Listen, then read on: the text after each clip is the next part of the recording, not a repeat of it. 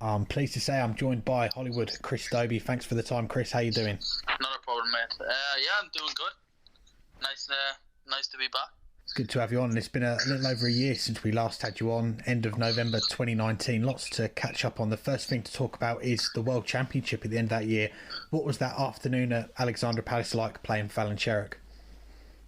Yeah, it was great. Obviously, it was the task that I wanted, and obviously I had to prepare for it. Not only just for the crowd, but I had to try and back it up with my A game, and yeah, I felt pretty good going into that game. There was a lot of attention on Fallon, and quite rightly so, for what she'd achieved in that tournament. But for you to go up there and the crowd against you average 101, I don't think many people mention that, just how well that you played on that day. Yeah, well, that's it. People tend to forget that. Obviously, all eyes were on Fallon. What you had done was fantastic. So yeah, well, I think I kind of enjoyed that more as well, because people didn't have their eyes on me. It was all on Fallon, and I just got to play my own game, and it was probably one of my best games. And the next round, you're losing the last set to Glen Durrant. Was that video of him unwrapping the Newcastle United shirt recently a bit of payback for that? Of course. Yeah, it was one of those games where it was hard to take, because I felt I deserved to win that game. I think the only set he possibly should have won was the last one, and he beat us comfortably in it. But I think I missed crucial darts early doors and gave him a 3-1 lead, and it was hard to come back from that, but I got it a 3-3, and I fell away at the end. He had one tremendous set, and that was the last one as well. So yeah, it was a kick in the teeth, but now those positives to take, and I've took it into this year coming. And into 2020, and before the virus shut down everything, I've got to mention the UK Open and the game that you had against Krzysztof Ratajski. You both averaged 105. You win 10-9 in the end. You've been involved in a fair few high-quality games in the PDC, but where does that one rank for you? Yeah, I think that's number one, to be fair, in performance-wise, as well as getting the win. Although it wasn't on main stage, it was on stage 2, which was still recorded, and yeah, it was just it was the player of Krzysztof's caliber. You know what you're going to get with Krzysztof. He's never down in the low 90s. He's always either high 90s or over a ton average. So you've got to play well to beat him. And to be fair, I think he missed 2 or 3 match darts to beat us that game as well. But I thought I controlled the game well against Krzysztof. I went into the lead. I can't remember if it was an 8-6 lead or something, and he come back to go 9-8 in front, which obviously you see, you never give up, and until he missed that 1 or 2 match crucial darts. And yeah, I've just got to keep playing that way and just keep giving myself those kind of chances. And if they miss, then they're going to be punished, and that's what I've done. I remember when the first lockdown happened in March, your name was appearing in a lot of online matches and events. Was it just the idea of keeping that feeling of playing against someone else that made you want to play online? Yeah, well, that's it.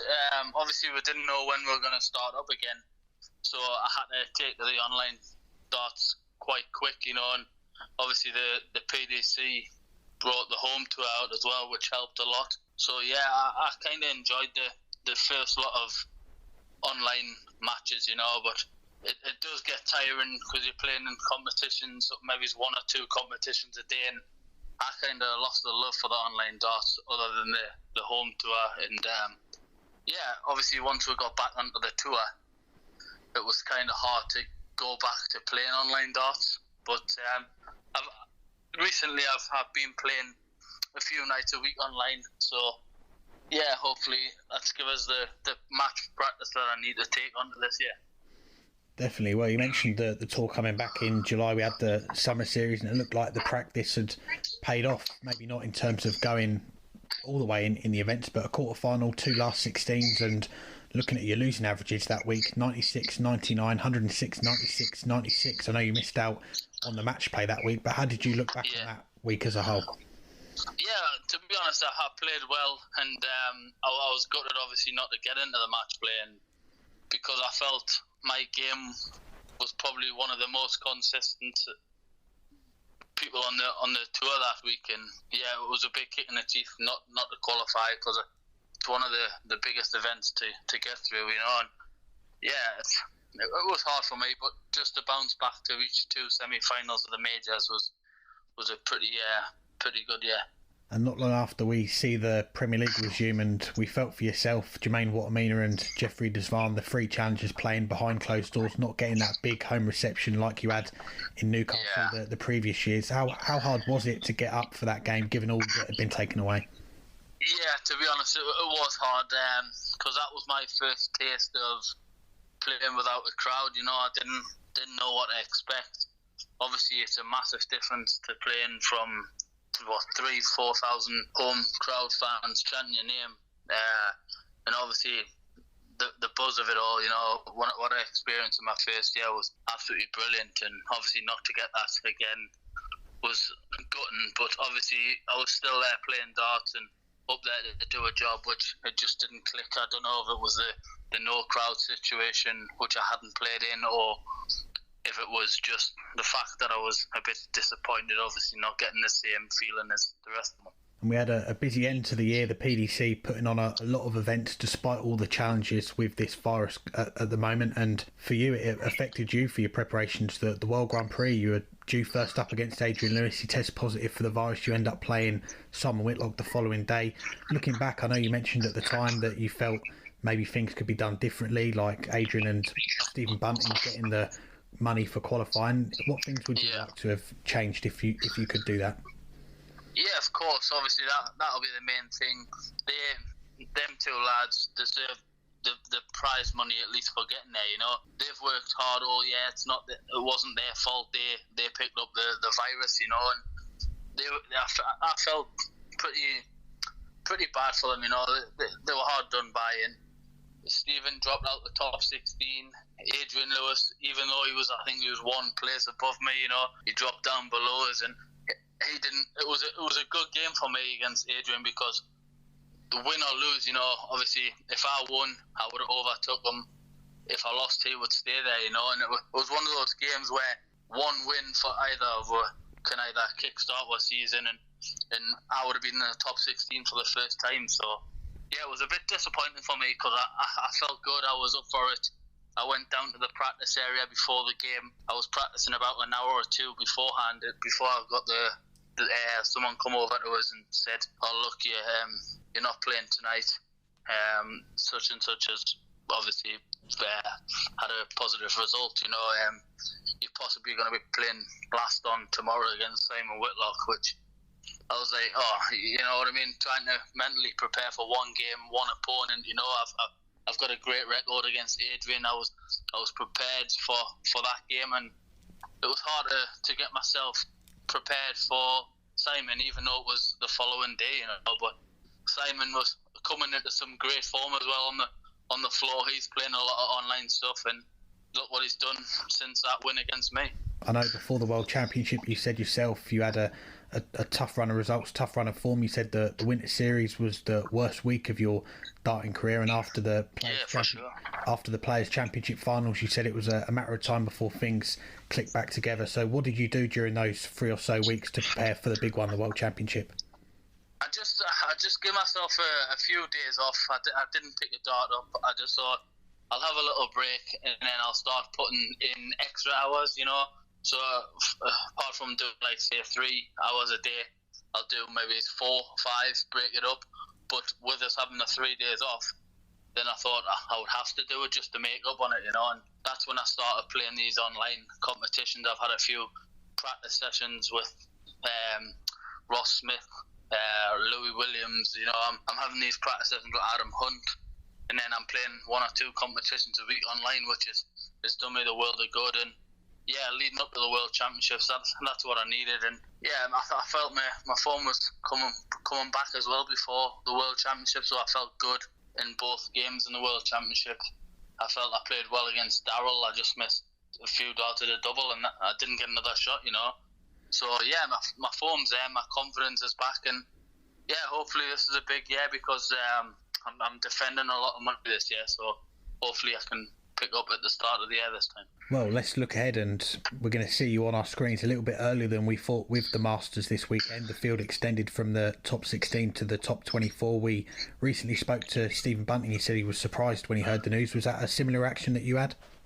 Yeah, definitely. I'm in a group chat with Ryan, Joyce, Adam Hunt and Glen Durrant, and they said, "Oh, congratulations on the Masters," and I just thought they were winding us up as they always do, and yeah, when I seen the schedule and that come out by the PDC, I was quite relieved and shocked, to be fair, at the same thing. But yeah, it's a great opportunity for myself. Obviously, I'm not used to it.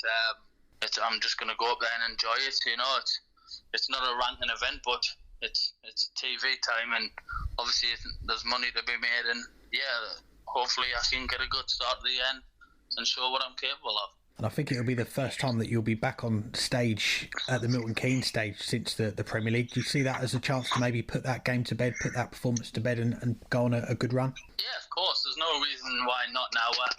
I think the World Championships, I think that was my first win on a stage without the crowd. So yeah, it's nice to get that feeling and get the win again. And like I say, I've got the confidence back, which I needed and which I lacked back then. So yeah, I don't see why I can't go out there and give it a good go. I remember when we spoke last time, it was just off the back of another big run in a TV event, and we were saying that it's only a matter of time before you get your name on a PDC senior title. What a way to do it this weekend, an event that you probably weren't expecting to be in, and potentially you could be 3 or 4 games away from doing that.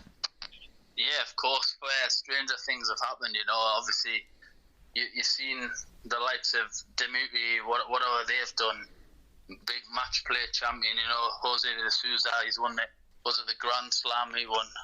Honestly, yeah, there's doors to be open, and now I need to put the time in, and I'm playing well. I feel I've got the game, and all I'm lacking is a title, and I think more will follow. So I've had my opportunities in the past. I'm going to open more doors to more opportunities and hopefully get that title and kick on.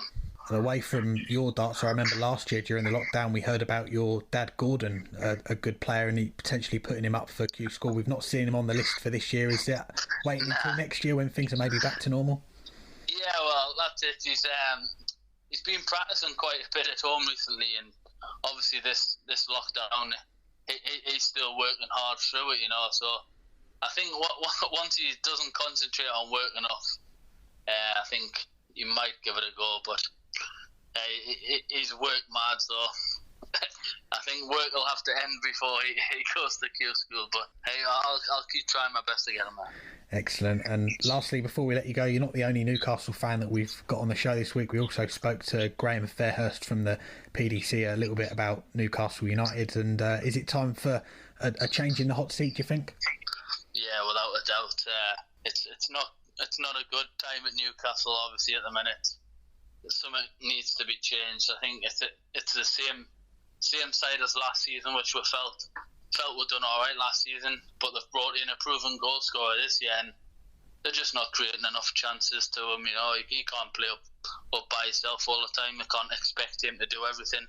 And I think St Maximin come back. They can't just rely on them all the time. You see he's a big miss when he's not playing. So I think there's something need to be changed, and I think the manager has to go. He's had his chance, but we all said that at the start. We didn't want him, and he done all right last year. But he's just doing the same thing every time now, and we're just bored of that. We need something different. But obviously, I'll still follow them throughout. A big Newcastle fan, I like to see them do well, but if we're going to do well, we've got to change something, and I think it's the management. Well, we shall see. Fingers crossed things can turn around there, and fingers crossed for yourself this weekend in the Masters and when the rest of the season gets underway, and always appreciate your time. No, cheers, mate. Thank you.